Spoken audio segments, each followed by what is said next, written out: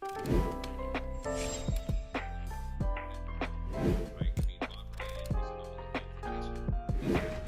hey, everybody. Welcome to the Bob Bryant, Jeff Goodman, Tanguay Along for the Ride Zoom and podcast, where you're driven to you by HelloFresh. With HelloFresh, you get pre-portioned, farm fresh ingredients and seasonal recipes delivered right to your door. Okay, guys, we've got a lot of work to do. Let's get to it. The Celtics have been extremely frustrating to watch lately, Bob. I do wonder if it's gone to their head. I wonder a lot what's going on with this team. What do you think? Couple things. Yeah, I'm annoyed, to the degree because they blow leads. Right. And then with Grant Williams, that he could have won the game. He gets involved in a schoolyard, not junior high school nonsense with Donovan Mitchell. Although I gotta say, Max, our boy Max, remember back when he did the throat thing to James Worthy many years ago, So, okay, we're living in a little bit of a glass house in that regard. Okay, so what I'm going to get is this. I'm trying to, all these games and all the matchups in the NBA, the marquee matchups, and this was definitely one, okay? All the marquee, no, there wasn't definitely one, but given that they lost twice to Cleveland before that, it was. Okay, correct. Point being, who's not playing and who's not playing? And they had three, they're missing three of the top eight. Right. Then again, when they lost to the Knicks, they didn't have Brunson, who's been their best player, along with Randall for the last, all year. Right. So you can't use it as an excuse. But you do have to filter. And if you're projecting into April, May, and June, okay, it doesn't matter. If you were assuming and hoping they're going to have all their components, how many times, a billion or a trillion, have we said they got to have Robert Williams to be whole? To be the real team that they got to be, and he wasn't playing. And then Tatum, so we can rationalize it to a degree, but I don't like the idea that the group as a whole is becoming notorious for blowing leads. And my question, and I'll just throw this out there now, I'll get off the soapbox. Do we start eyeing the coach about, how they're being run or not? I don't know. I think people are getting a little too bent out of shape of 7 games coming off the break. Again, they're still one of the top teams in the NBA. If you had told me they'd have this record through with 15, 16 games left, everybody and their mother would have signed up for it. Everybody. Okay. So to me, are you worried that they're going to try to flip this? Sure. You'd rather see them right now kicking in full gear like they were a year ago. But a year ago, they had something completely different to prove. Yeah. They were terrible the first half. So they had to flip it completely. This year, it's more of kind of kicking it into that extra gear. I am not worried. I got to say, I know they haven't closed out games. I know they've blown leads. All I'll say is, again, last night they didn't have Jason Tatum on the court. Right. If you don't have Jason Tatum on the court, doesn't matter to me. He's obviously he's going to be the guy with the ball in his hands at the end of the game in crunch time, making plays for himself or others. So listen, if we're still talking about this 10 games from now, I'm a little bit worried, but you got 10 games here to kind of start to figure it out, get healthy, get some momentum, and then I'll worry. I'm not worried about it. Right. Well, if they go through a slump, you don't want it to be in the playoffs, obviously. No, you want it now. Yeah. The question I'd like to raise, and I'll start with you on Jeff. Jeff, is: do you think that they take winning or losing for granted? Like, does this bother them? And maybe it doesn't appear that this bothers them, and maybe that's just my observation from because who shows emotion in this team? You don't see a lot, right? Well, you don't. Tatum, and you're Brown, right, and maybe Brogdon, that's good. White, Horford, this isn't a team. This is a stone-faced group of players other than Grant Williams, right? Who else is showing a lot of emotion? You wouldn't include Marcus Smart. Smart. You have to include Marcus in that, I think. Right, those two. Those are the two guys that what they're thinking. The rest of the team, Brogdon, you got no idea what that dude is thinking. He shows nothing, zero. Tatum, the only time you're going to see it is either when he's playing with Deuce or he's yelling at an official. That's yelling at an official. Yeah, exactly. Which we gotta, it's gotta stop. But anyway, okay. No, I I basically agree that I don't want to panic, but it's annoying. It's blowing the leads. It's annoying matter. And now I have to fess up. I got 2 weeks ago, maybe 3. I categorically declared this was the deepest team I'd ever seen, and it was in the aftermath of a game in which they had missing 3 components and still had 8 guys in double figures, which means their 11th man, whoever we want to say, Muscala, had double figures. And was I swept away? Was that have rash judgment? Yes. It doesn't look good right now, but because you were like you were putting like Luke Cornett was like Kevin McHale to you at that point. No, I was putting him as here's where I frame it in my head, Jeff, and you can dispute, my judgment and in categorization of the players. There's they all have 15-man rosters and they suit up 12 every night. Okay. And how many really legitimate, competent, you trust, if you're the coach, you trust to put them in the game if it matters, guys that most teams have 9 at the most, usually.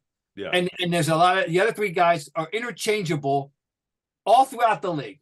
You know what I'm saying? And there's guys in the G League and the law schools playing pickup. I mean, somewhere Europe, but they had 11 guys, I thought, that constituted the deepest legitimate NBA roster I had ever seen. Well, but Bob, I don't think I overreacted. I'll admit.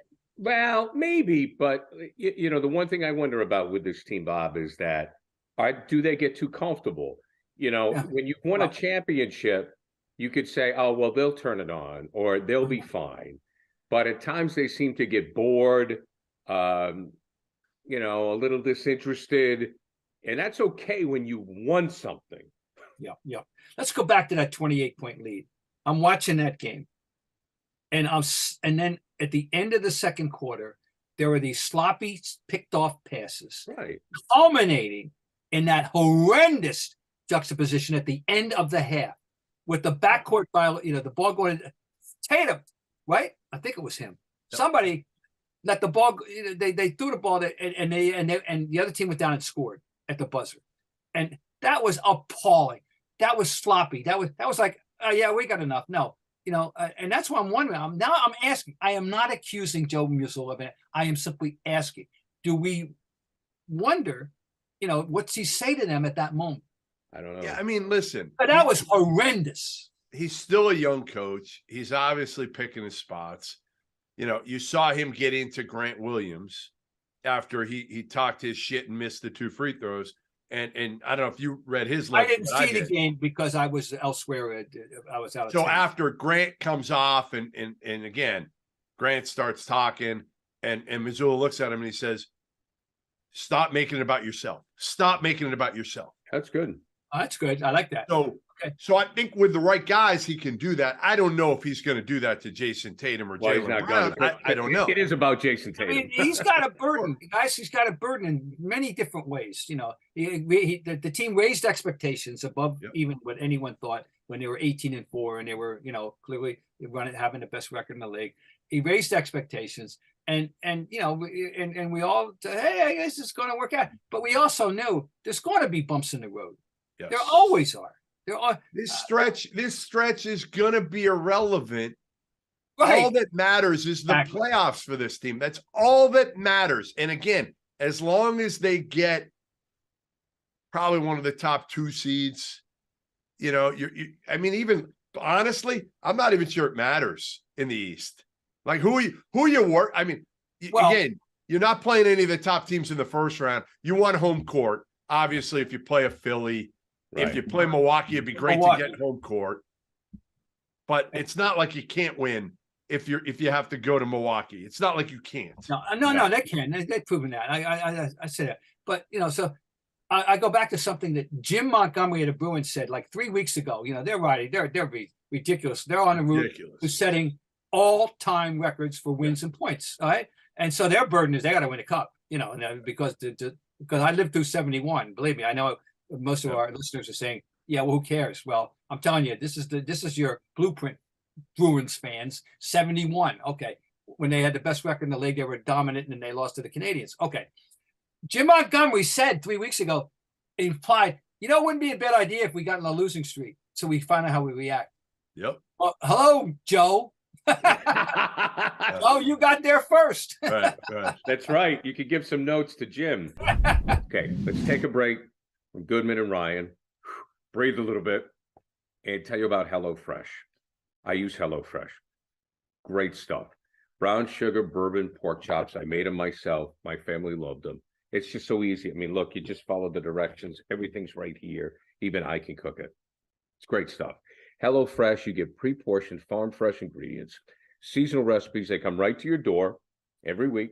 No trips to the grocery store at all. It is America's #1 meal kit. Fun, easy, affordable. And right now they say that it's 25% more to eat out. And it's about the same as going to the grocery store, except you don't have to go to the grocery store. It comes right to your house. They just drop it at your door, ring your doorbell, and you're ready to go. HelloFresh lets you make what you love. Customize your meal by adding protein to the sides if you want, or to a veggie dish. So go to HelloFresh.com/Scribe60. That's HelloFresh.com/Scribe60. Use the code Scribe60 for 60% off plus free shipping. HelloFresh, right here, kid. There you go. All right. It is America's #1 meal kit. Now let's get back to Bob Ryan and Jeff Goodman. Okay, moving right along now. Our old friend Perk and JJ Redick got into it on ESPN. Perk had some thoughts regarding Jokic as an MVP candidate. Jeff, you want to read those? Yeah, Kendrick Perkins said, quote, "When it comes down to guys winning MVP since 1990, it's only 3 guys that won the MVP that wasn't top 10 in scoring. Do you know who those 3 guys were? Steve Nash, Jokic, and Dirk Nowitzki. What do those guys have in common? I'll sit there and marinate. You think about it." What do you think about that, Bob? And Bob has been a voter. How many years did you vote for MVP, Bob? I don't know. I mean, let's face it. I covered the league, started covering the league in 69. I was involved in coverage of the NBA as a columnist right through 2012. And even after that, Brian McIntyre, who was the public relations director of the league, gave me the honor of still being able to vote. I remember I said, "Do you sure you want me to?" "Yeah, you're better than those other guys." All right, great. So I still voted for 2 or 3 more years into the teens, even though I wasn't covering directly, but he knew I was monitoring the league closely, and so that was very nice. Okay, so I voted, on and off since the 70s and many, many times. And here's the thing I want to say, Perk. All I can tell you is speak for me, but I'm going to take it, extrapolate a little bit. Many, many, many, many, many years ago, in the early 70s, a revelation dawned over me, and not that I needed it, but it was good to be, reassuring that I'm watching this league, which is predominantly of African American players. It's got more, I lived through the era from when there were actually trades made because teams didn't want a black player or they wanted to get a white player. Phoenix and Gary Gregor was traded for Paul Silas because the Suns wanted a white player. The Hawks wanted a white player. I lived through that era. And all of a sudden, in the early 70s, I'm looking at the 10 guys on the court who all happen to be African American. I'm thinking, all I see is style. All I see is style, and I don't, of course they're black. They happen to be black, so what? I see style. I see how they play the game, not the color of their skin. And I think so in voting, it wasn't a consideration. It wasn't a remote consideration. And I believe that that's true of, fill in the blank, 90+% of all the voters who have ever voted, and hopefully 99.9%. So come on, Perk. It isn't true. And JJ Redick called them out to kind of add to this story. He went on there and called them out and basically said it was complete BS. And I give JJ credit for doing it. And I agree. I mean, listen, Jokic is averaging a triple-double. Yeah. Okay? If he wanted to average 30 points a game, 35 points a game, he could average 35 points a game. But he's just about the best passer in the game right now. And it's a clinic watching him play. Now, again, Embiid's been great. Tatum's been there's been a lot of great players. But to say that you're voting for Jokic because he's white is asinine. The guy is an incredible player and plenty deserving of the MVP 2 years ago, a year ago, and this year. The funny thing about I won't say anymore. You're right. Well, that's it. No, you're right. Bob spoke from personal experience. So, all right. So moving on. Moving on. We're moving on. We're moving on right now, and I want to get to the Suns because it's interesting. You never know, Bob, how the chemistry is going to work, right? When you bring, I mean, we saw it happen with the Nets. We thought the Nets were going to be dynamite and unbeatable, and it didn't work. But so far, small sample with Devin Booker and Kevin Durant, they are crushing it. I have empirical data available. Are you ready? Yeah, we're ready. Okay. They have played 3 games together, and they're 3-0. Here are Durant's numbers in the 3 games. 37, 7-3, 12 for 17. 28, 9, 6, 7 for 10. 27, 6, 2, 10 for 15. 29 for 42 from the floor in 3 games as the Suns. Here's Devin Booker. 36 points, 15 for 25. 35 points, 12 for 24. 37 points, 15 for 26. A total of 42 for 70 freaking 5. They're clicking pretty well. They didn't need a transition period. They have beaten Charlotte, Chicago, and Dallas. Okay, fine. Well, Dallas has worked. They have to, all right. But no, they're not with Kyrie. Remember, this is Dallas with Kyrie. You really think that's a major factor in those numbers? No, but I think it helps when you start off. No, but I think what Bob is saying is you can see them, even though they're not great teams. You take a look at the numbers, and they're working. They're not working against each other. No. And it's interesting. We never should stop learning, about people. You form opinions, and then they do things, and you have to start to reconsider. Kevin Durant. I called him. I said I didn't want him on the Celtics. You remember that, guys? I called him an a-hole. I did on this podcast. I didn't want him on the team, but because of I just don't like the act and off the court. Well, you didn't like the trade demand. That's what you didn't. Right. I like the act off the court. But I will say this, Bob. Not the act on the court. But I'll say this. We didn't need him. I said we didn't need him. But the trade demand might have been linked to one Kyrie Irving. That's the one thing I would say is there might have been a valid reason there that he couldn't or didn't want to vocalize publicly. But now you look back and you kind of can see it. What I am very willing to concede is this guy in a very short list of all-time players he's easy to play with. Yes. He's easy to play with. Yeah. And Booker is flourishing. So Booker's easy to play with. Booker's also easy to play with, Bob. And all right, so let's get to this. Let's just go right ahead. Let's fast forward. Why would we be surprised if they win the West? If they're healthy, we won't be. If they're healthy, we won't be. Because now Chris Paul, 3 Hall of Fame can be Chris Paul, right? Yeah. I mean, DeAndre Ayton doesn't have to do too much. No, but he's a quality big man in the modern game. Yes. Paul, they got 2 guaranteed Hall of Famers and another one who was on his way, Booker. So I'm going to say they got 3 Hall of Famers in the starting lineup and a very useful big man. Now I'm going to ask you because I'm not. How do you feel about the rest of the bench? I mean, how do you feel? Is that going to be an issue?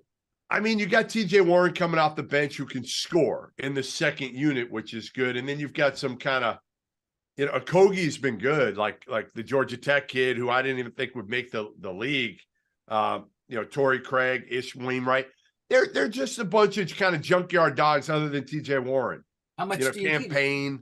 Yeah, when you have guys like that, maybe you get a foul trouble game in the playoffs, that kind of thing. You need some, but that's a very formidable, it's core. Four dudes. Yeah, that's a lot. You'll put up against any four. I'm calling them right now. If nobody gets hurt, if none of those 4 get hurt, I'm calling them right now. They're going to the finals. Well, I think it's good for Kevin Durant because the unfortunate situation with the Nets, It was really a blemish on his career, and in all our conversations. I mean, Bob, you've talked about on Twitter. How he gets on Twitter. Jeff, you know him. You've known him since he was a young man, and he can be sensitive. But no one has ever had a problem with Kevin Durant as a basketball player. Oh, I mean, he's a great player. Easy to play with. And he loves it. He works at it. That was what frustrated me more than anything about his decision to go with Kyrie. It's like, dude, go with, you want to win. We know you want to win. That's all that matters to you. You went to Golden State to win. Stay there. Not for your numbers. Right, so stay there. Stay there or go with somebody else who you can win. All right, guys. All right, guys, I don't want to get out of here without, what do we make of the Knicks? I'm not saying they're going to win the championship or go to the finals or anything, but aren't we impressed? I'm impressed. Yeah. I'm impressed. Yeah. I am too. You know, the question with the Knicks is going to be, we saw this in the bubble, them being like semi-relevant. Can they take that next step, and does it take more moves? Because you've got your dude in Jalen Brunson. Are we okay admitting that? Right? Like, no, I love him, but you know what I said? They overpaid him. I thought he was a great addition. You know, a third guard. I wanted him on my team. I love that guy, but I never projected him scoring 39 points in a game or anything like that, or being, you know, he's a very worthy all-star, and he didn't make it as a technicality. But anyway, you know, too many. No, I never projected him to be this good. I'm happy for him. I love this guy's game. This is a basketball player. This is a basketball player. I love. He just is. He just reeks basketball. It's funny. I remember talking to him earlier this year. I think I talked to him at the beginning of this. No, maybe it was last season. During last season, I was doing a story on Colin Gillespie, and I asked him. I said, you know, what do you make of everybody talking about all you Villanova guys as robots? Yeah. So he said to me, he's like, yeah, we get it. When we're there, we kind of have to be robots. But once we're out of there, he's like, no, trust me. We all got personalities, but it's just kind of the culture at Villanova. And you've started to see that now with Jalen. I'm so happy for him. Again, especially in New York. Like, to do what he's done in New York. Yeah, it's awesome. And Josh Hart was a great addition. He's a wonderful. He's another basketball player. You know what I mean? And winner. Yeah. And guys, Randall, I got to give Randall his due. I mean, you know, the other night against the Celtics, he was clearly the best player on the floor. Yeah. He's a monster. He can inside, outside. He's tough-minded. I'm happy for Tibbs too. He took a lot of crap at the beginning of the year. I thought he'd be fired by now. Yeah. I did. I thought he'd be gone. I thought we'd be talking about John Calipari right now as potentially the next coach of the New York Knickerbockers because of his relationship with Leon Rose and World Wide West. Well, I'm happy for Tibbs. He's our boy. He's our local guy. Salem State lives. God love him. And you know, I find it hard to root against him. So that's good. All right, guys. To wrap it up, Jeff, I know that you know Ja Morant. You covered him. He was sued for punching a teenager while playing hoop at his home back in January. It has been written that Morant was defending himself, and now he was seen on Instagram, a live stream, holding a gun at a strip club while in Denver. So he's taken some time away from the team, which seems to be a good idea. I never knew of any issues with him in the past. He certainly has had a lot of pressure. He's had to carry this team. What's going on there? Well, you know, Jason Tatum's had a lot of pressure. He's had to carry his team, and he's not making these type of bad decisions. So, you know, I think I was the first one ever to do a national story on Ja Morant when he was at Murray State. And, man, love talking to him. Have had, you know, other interactions with him over the years. And listen, he's young. He's young. A lot has come at him very, very quickly. Yeah. Okay. So I'm sorry. Some guys make mistakes. And you know what? Hopefully he learns from it.